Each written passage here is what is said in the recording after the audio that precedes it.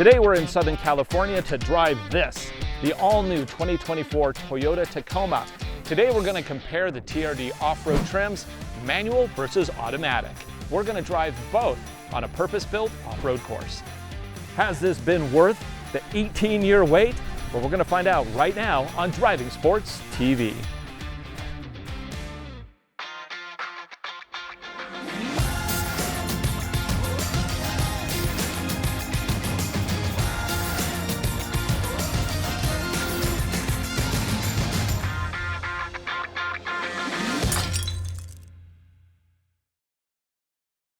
The mid-size segment is heating up.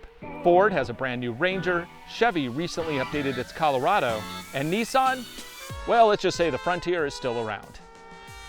In short, most of the competition is jumping ahead, but Toyota, they're not going to be left behind, because this is the all-new 2024 Toyota Tacoma.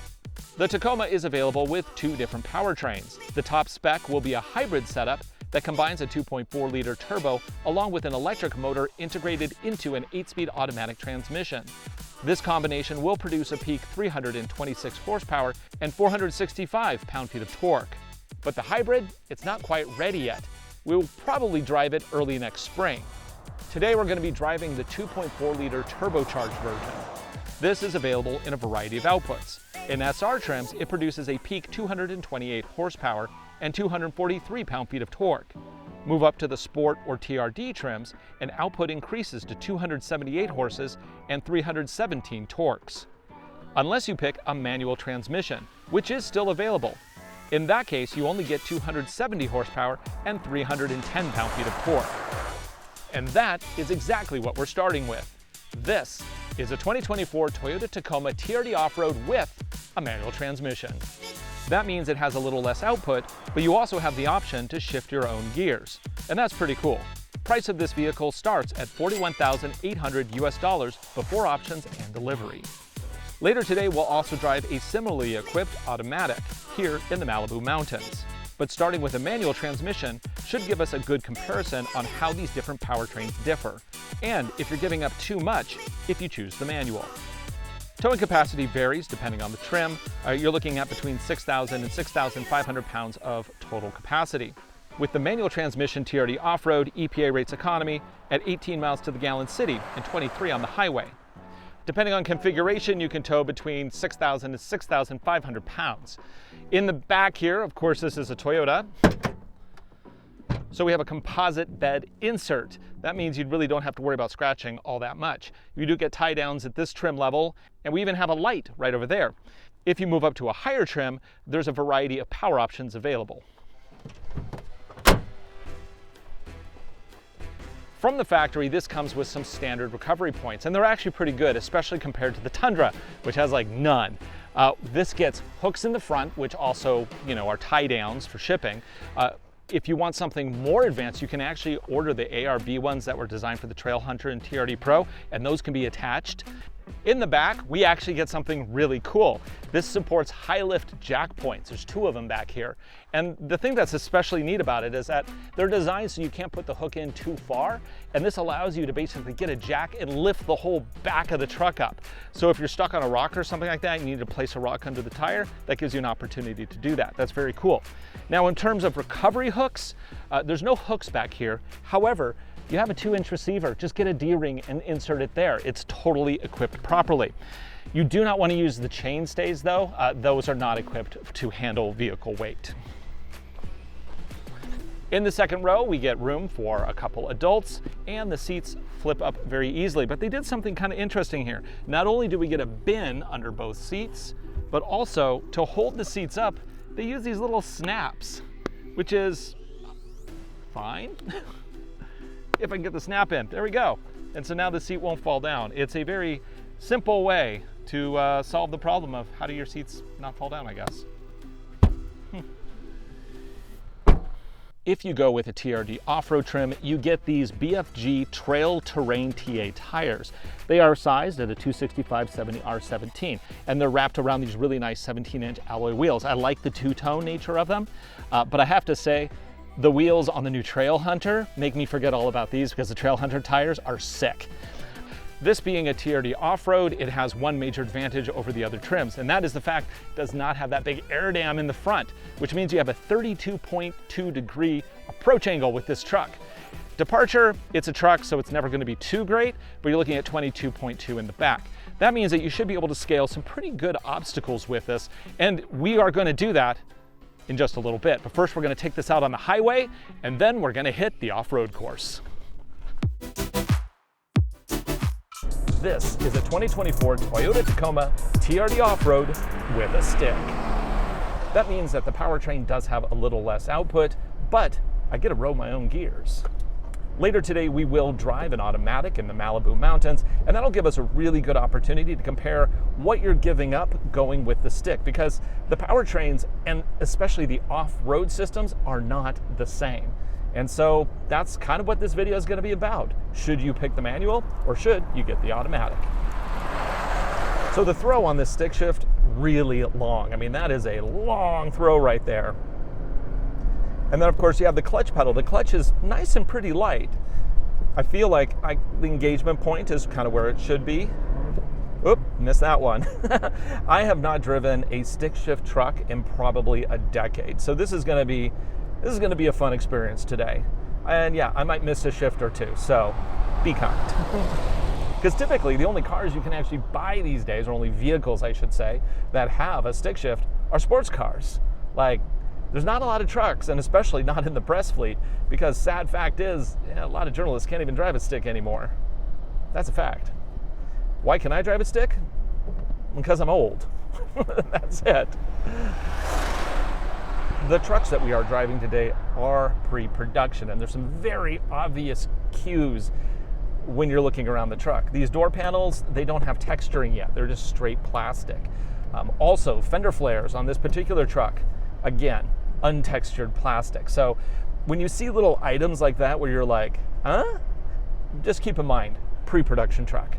Now, these should go into production within the next few weeks, at least the gas-powered ones. Hybrids are still not going to be ready until early next year, probably around spring. And I cannot wait to drive one of those. And that's also why we are not driving a TRD Pro today, because the TRD Pro will be available exclusively as a hybrid.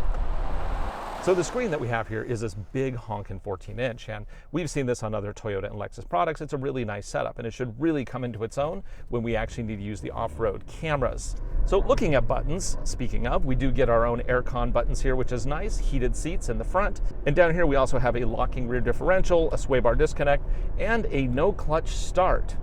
I guess that's if you want to start the vehicle without putting your clutch in. I'm not really sure what the point of that is, but okay, it's a button. We also, of course, have all the safety stuff, collision mitigation. This has adaptive cruise control with lane centering and blind spot warning. So you get all the good stuff. Even though this truck does have a 2-inch lift and it's using the Bilstein off-road shocks with remote reservoirs, it actually is pretty pleasant on pavement. Now, I really wouldn't want to hit the corners with a lot of gusto with this truck because, frankly, this is an off-road truck. You're going to get body roll. That's kind of the point, right? It is a softish suspension, and I think it's comfortable, but you're not going to want to be racing around the corners with it. Okay, let's feel this engine as we accelerate. That's full throttle, by the way. It's okay. The turbo really doesn't seem to kick in much till about 30,000 RPM, and this is the same engine and turbo that you would get in the hybrid. So the hybrid, of course, really adds a lot of extra oomph to the low end, which kind of makes it a more rounded driving experience. This one, yeah, your power's up a little high, but again, it's going to be less expensive than the hybrid. It's going to be less complicated than the hybrid. Did I mention it's going to be less expensive than the hybrid? And of course, you cannot get the hybrid with a stick. So that brings us right back to where we are with this one. The gauge cluster is pretty nice, actually. It's following Toyota's kind of masculine looking design with a real manly, they kind of look like they're cogs, but the point being is you get a lot of good information and it's really easy to switch between all the different screens. Basically you just use a little toggle over here and you can go through several different views. I can look at power output, I can look at angles, I can look at all this stuff that I really want to deal with on a day-to-day basis. So that's kind of nice. And then there's the exterior of this thing. This thing looks awesome. I love the exterior of this new Tacoma. I think that the wide haunches, especially on the TRD trims, just look really good. So today we are heading out to the Calamigos Ranch. I've actually been out there before. I drove the Subaru Outback Wilderness when we first drove it, which seems like forever ago. We did that out at the same location. Now they have modified the courses to make them more challenging for these trucks, and that should give us a good opportunity to test out the articulation, the rear lockers, any of the MTS modes, crawl control, all that kind of stuff. But we will not be testing MTS and crawl control in this truck because it doesn't have it. You get the stick, you don't get all the advanced off-road stuff. They figure you want to do your own driving. And frankly, with a stick, a rear locker, and disconnectable sway bar, you should be able to get through 99% of what the world throws at you. On the highway here, we can briefly discuss noise, vibration, and harshness. All trim levels of the new Tacoma have active noise cancellation. That means that it actively suppresses noise inside the cabin to make it a much quieter, enjoyable driving experience. But there is one exception. There's one thing that'll make it so you do not have that active noise control. Yeah, that's if you pick the stick. These are the only ones that do not have active noise control. It does not matter the trim. Even if you get the base work truck, SR work truck, it has active noise control. But if you option a stick, that's out the window. So why did they leave it off? Well, Toyota says that the reason they did is because they can't predict what gear you're going to be going into. My counter to that is the truck knows what gear it is in, and I guess maybe the transition wouldn't come quick enough. I don't know. There's probably some technical reason there that I'm not quite getting, but I don't see why they can't include it in this truck. That said, it is a 4-cylinder turbo, and you are getting a little bit of rattly noise. Especially, I mean, you can hear a lot of, that's not the most pleasant sound. But if you do like sound, be aware that even the TRD trims, which have their bodacious exhaust systems, those ones, they don't tune all the noise out. They actually modify the noise suppression depending on the trim that you get. So TRDs, you get a little bit more exhaust note, but all of them kind of try to push down the rattliness of a 4-cylinder turbo. And that's just inherent of small engine with a turbo. They're all kind of that way. Unless, of course, you get a stick, in which case, you hear all the glorious rattly noise. Is it bad? No. Tell me what other trucks you can get that have a 4-cylinder turbo and off-road modes and a rear locker with a stick. Go ahead. I'm waiting. Now here we are at Calamigos Ranch, where we're going to finally try this thing off-road, and then we're going to jump into an automatic so we can really get more into the MTS and crawl control systems and see if you really need those in a truck like this.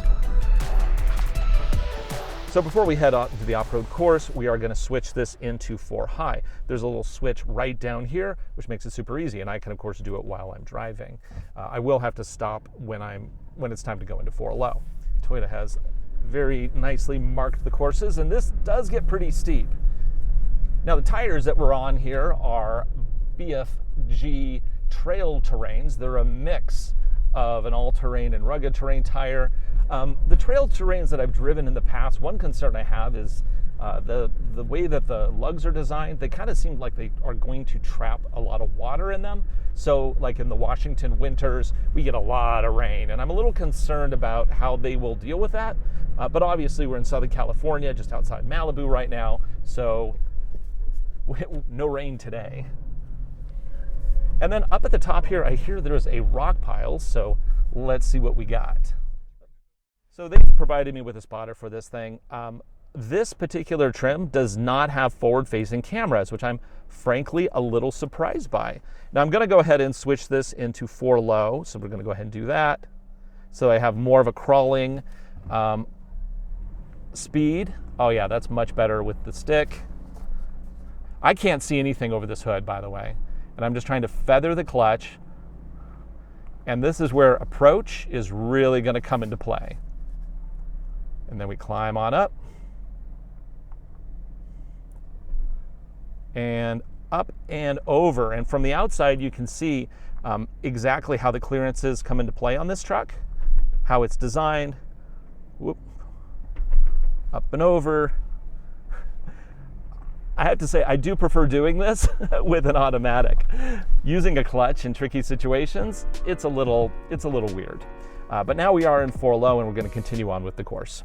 Yeah, so why don't we add multi-train select, or why don't we offer the crawl control with the manual transmission? And ultimately that's because we're utilizing the brake and the ABS system together with the engine control to basically allow the wheels to slip and or to brake as necessary. Obviously, when we bring the manual transmission in there, we separate the computer from the operator, so we don't have those technologies available. But we do have A-Track, which is something similar, and again, that would be just using the brake system, so less of the throttle input. As it starts to sense slip, it can brake individual corners to help you get out of a tight spot in a manual application. So here we are. I think I'm just going to drive over this ledge here. It's hard to tell over this big hood without cameras. Anyway, this is where I can just basically put it into second. I'm still in 4-low, and I'm just going to let the engine compression us down the hill. So hill descent control, yeah, it's called your brake foot with one of these. And this is pretty steep. Let's see how steep. I think I got a little gauge here. We are currently at, these gauges are no help. They currently show me over 30 degrees vaguely. There's no specific numbers. Okay, so let's keep this going a little smoother so we're not going to slide, because once you start sliding, that's when you lose control, obviously. And then you got to power out. Let's not do that today. Wow, that is steep. Now we got some nice little cross stitches here, which is going to be really good. This will help us play with the articulation of this truck, because of course we do have a sway bar disconnect. So I'm going to do the first couple of stitches without the sway bar disconnect getting engaged, and then I'm going to disengage it halfway, and we'll do the last set with the sway bar disconnected so you can really see what the difference looks like. I'm going to go ahead and approach these. Again, no front camera, can't really see what's going on, but I'm just going to kind of feel my way through. It's kind of like at my course at home, right? We will be getting one of these to obviously test a little bit later. In the back there, you can probably see what the articulation's looking like. Now this is using a new rear design. Does it still reach down? Yeah, it does a pretty good job. And we're probably lifting up those front wheels. Obviously, if you can get your wheels down onto the ground, that is the best four-wheel drive system you can get, is when you actually have all four wheels on the ground and you're putting power to all those four wheels. If you have four-wheel drive or all-wheel drive, but your wheels are flinging up in the air, then you only get power to the wheels that actually are touching something, right? At least until we get rocket boosters. But what we wanted to do is really focus on wheel articulation. So our actual, for example, like the kingpin of the overall suspension is much more closely related to the global Land Cruiser, so the 300 series. And that was really focusing on basically wheel articulation. To make sure that we had good suspension travel, because obviously with the Tacoma versus the Tundra, less of a priority on towing and a lot more of a priority on off-roading. So we have in our front half shafts, we have what we would call a high torque, high angle spline. What that really means is that we've actually changed the spline design, so it allows for articulation from 26 degrees all the way up to 31, so an additional 5 degrees. But more importantly, that spline design is basically designed to allow for higher load at those higher angles. And so we put that in things like the one motor hybrid, especially the off-road, where we're going to have a lot of torque, or the Pro or the Trail Hunter, but also we bring that all the way down to even the gas off-road truck. So right here, I'm going to go ahead and hit the sway bar disconnect. That's it. I heard a little buzz. Apparently they're disconnected now. So let's go ahead and drive this forward. Yep, up on the dash it shows that they are disconnected. And now we should get a lot more travel on the front. Yeah, which helps pull us through. Nice. We have a bash plate on the front, but not needed right now. So we're going to go ahead and do these ditches again. This time we're going to do the same thing, where it's locker, where we have the front sway bar connected for the first half, and then we're going to disconnect it for the second half. But I'm going to do it with the rear locker on this time, so we can see exactly what that does with the rear wheels. Now you will notice that the first time we went through, there was wheel braking. It kind of has A-Track built in. You don't have to hit a button. You just wait for it to kind of detect what's happening, and it'll automatically put that, do that brake wheel power distribution thing. it's part of our basically traction control logic. So when you're in 4-low, we've turned off like VSC and some of the other systems. And so then the A-Track now is basically monitoring wheel slip, and it's recognizing wheel slip, and then we'll brake that slipping wheel as you start to, you know, throttle through an obstacle. So you can see we got a lot of tilt here. That front sway bar's still connected. We're going through. Obviously with the rear locked, it's going to make it a little bit you know, smoother going through the ditches because you're not waiting for that power to shuffle, and we're not tearing up the course quite so much. Now I'm going to disconnect that front sway bar. I'm doing it on level surface. You can disconnect it under tension, but there are some limitations to that, so I'm just going to be nice to the truck, do it right here, and now we have more travel on that front suspension system. As we crawl, we are in 4-low still, just crawling through.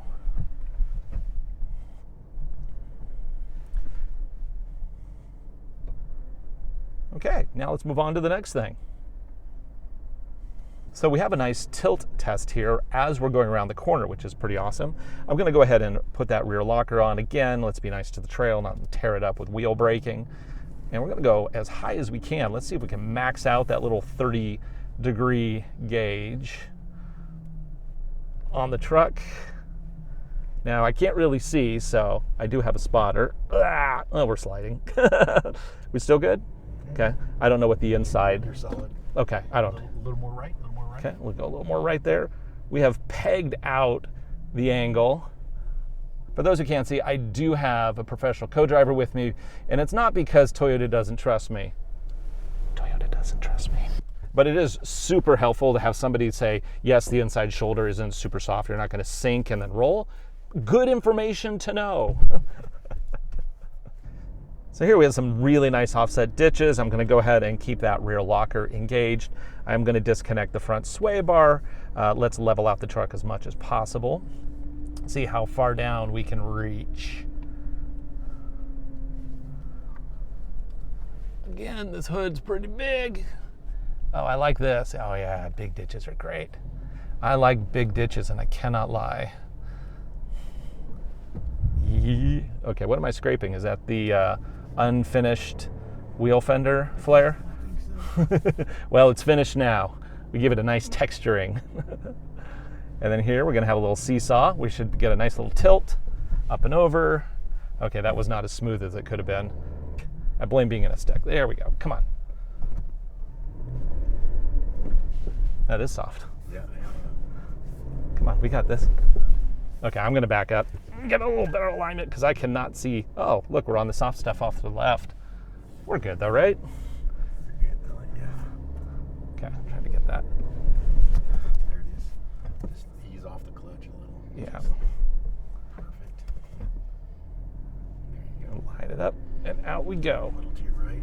Okay, yeah, that is soft on the outside. So now that we got through that, you can see there was a little bit of struggle with the stick. Mostly it's like trying to see where that clutch grab is. I've only been driving this car for like 20 minutes. So, you know, it takes a while to get used to a clutch. However, I think that with the automatic, specifically with the MTS and crawl control systems, that'll make that a piece of cake. And that's what I'm hoping, because that's like, you want those features to actually add something to the table. And I think that a feature like that is where things become way easier with those kind of systems. I'm going to go ahead and disengage that rear locker. So people will say that even though Toyotas can be a little finicky with their rear locker sometimes, it is a better system than like the auto-locking G80 on Chevys. Simply, it's a more secure lock on that rear diff. But with all the issues I've ever had with Chevys, one thing I've never had really an issue with is the G80, except for waiting for it to kick in, I guess. That's the only real issue. But it always works eventually. So I got a curious thought here. Put it in neutral. Going to go over to two-wheel drive, and I want to answer a question immediately. I want to know, can I put on that rear locker in two-wheel drive? No. Both GM and Ford, the rear locker can be engaged in two-wheel drive mode. Something Toyota just still won't let you do, and I don't know why. Because I have to tell you, rear-wheel drive with a locker on, super fun. Right now that has to do with just our overall truck system logic. It's something that we could do and we may look to do down the road.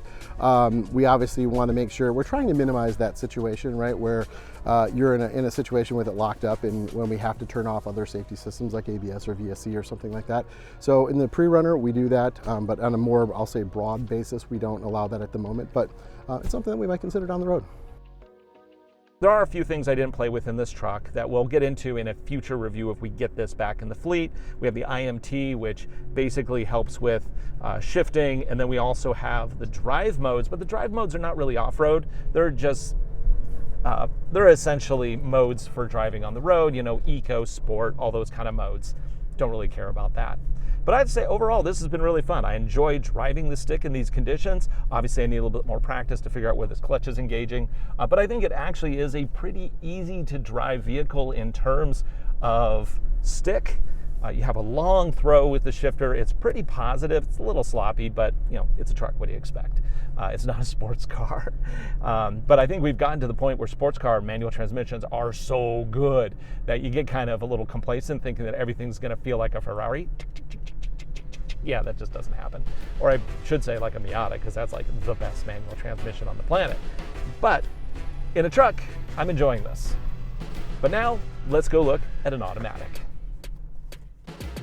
This is basically the exact same configuration in a different color, but this one has an automatic, which means it also has MTS and crawl control.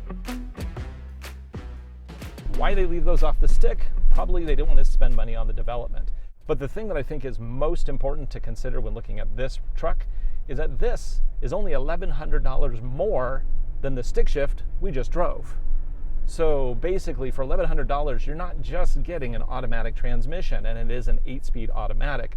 You're also getting MTS and crawl, two very useful features. We've already been through this whole course using just basically foot and brake and rear locker and sway bar disconnect. Now we're going to do it using all of the features. We're going to focus on those fancy features and see if they really make driving through this course that much easier. And ultimately, is it worth it? Compared to the stick shift we just drove, the only real major differences here are, of course, the inclusion of all the fancy stuff, but also this is orange. So it's got that. This orange color is called Solar Octane. It's what you would call a hero color. Whenever they come out with a new car, there's one that they focus all of the advertising and in this case, it's Solar Octane. Okay, we're just going to go ahead and get this lined up. Now, at the rock pile here, what we're actually going to use is the crawl control feature. So normally I would use the camera system here, but this truck, like the stick shift we just had, also doesn't have it. But there are some cool features with that camera setup.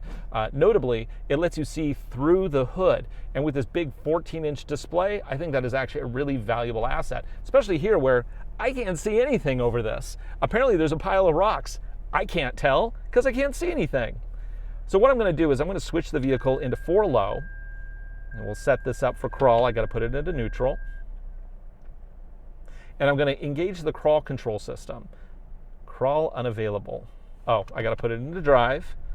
Why don't they just tell me put it into drive? They're always like, unavailable. It's like, or you could have just said put it into drive and then turn it on. It's okay.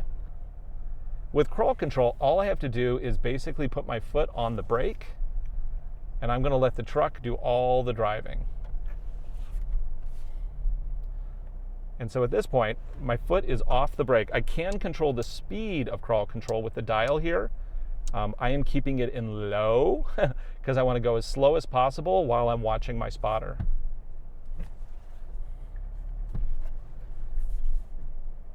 And all I have to do is tap my brake if I want to stop, and then take my foot off the brake, and it'll start doing the crawl function. Now with crawl, you also get enhancements in the brake control system so that it will shift power around if it needs it to give me a little extra oomph. And I also want to note I have not disconnected my sway bar, and I am not using the rear locker right now. I kind of wanted to make this as difficult as possible.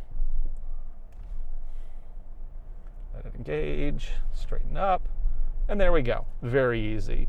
A lot less stress than trying to do it with a stick shift. Do you need it? No. I mean, clearly you can get through both ways. And this is obviously very slow, so I'm going to go ahead and crank this up as we go down the next hill.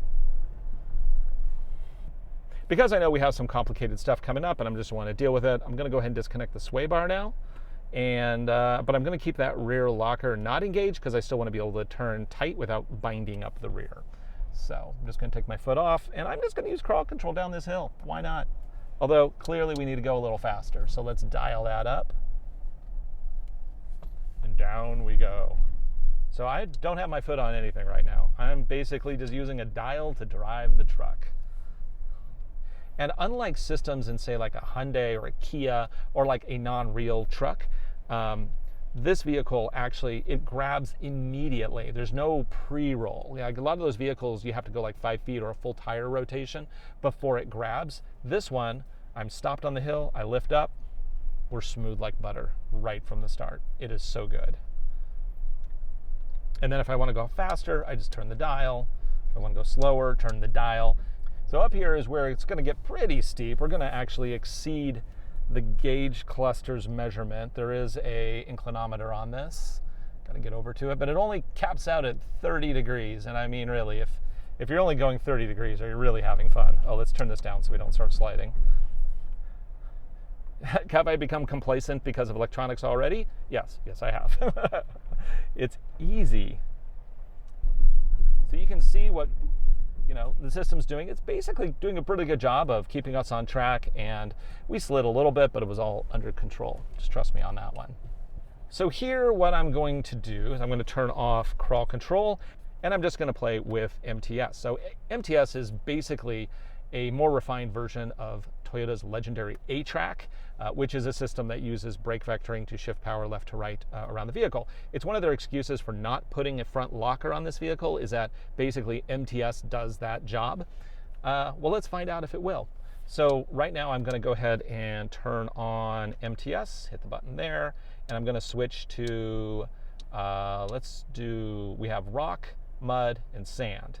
So I'm going to go ahead and just do rock because I want to actually see the minimal amount of wheel spin, and that's essentially what the rock setting does. I have my front sway bar disconnected. I'm in 4 low. And I have to say there's something really nice about just using a brake pedal to ease your way through this. There's no clutch work. My left leg is like, oh, thank you.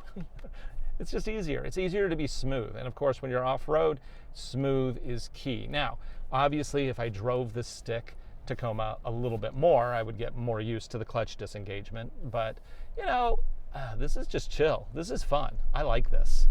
And of course, we have that added benefit of that MTS system kicking in. Now, there is a function of MTS-like in the stick. It will use brake vectoring, but you have no control over it. And it doesn't seem to be as aggressive as like the old A-Track, so I don't really know what's going on there. I'll have to ask somebody over at Toyota. Yeah, so why don't we add multi-terrain select, or why don't we offer the crawl control with the manual transmission? And ultimately that's because we're utilizing the brake and the ABS system together with the engine control to basically allow the wheels to slip and or to brake as necessary. Obviously, when we bring the manual transmission in there, we separate the computer from the operator, so we don't have those technologies available. But we do have A-Track, which is something similar, and again, that would be just using the brake system, so less of the throttle input. As it starts to sense slip, it can brake individual corners to help you get out of a tight spot in a manual application. It's part of our basically traction control logic, so when you're in 4 low, we've turned off like VSC and some of the other systems, and so then the A-Track now is basically monitoring wheel slip, and it's recognizing wheel slip, and then we'll brake that slipping wheel as you start to throttle through an obstacle. So we're going to come up to the tilt. On this, I'm going to go ahead and turn on that rear locker so we don't mess up the course too much. I like the crawl speed with this automatic. It's really good. Like, you have 8 speeds here. With the stick, you only get 6. That benefits in first because you get to just have such a slow crawl speed. So here we have the tilt, and this will get us over a 30-degree angle. I am just going to drive this in MTS rock mode still, so I'm going to have minimal wheel spin. I have the rear locker on, and I am also have the front sway disconnect off. I'm trying to get like a nice tilt going on here. Oh yeah, again, camera, I'm just kind of driving by feel. but the tilt is nice. Up and over.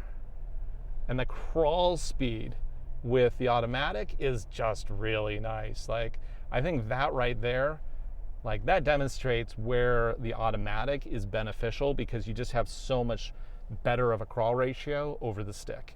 Now, the stick is fun because it's more engaging, but you're not saving money, and you even have fewer features. So is it worth it? That's up to you.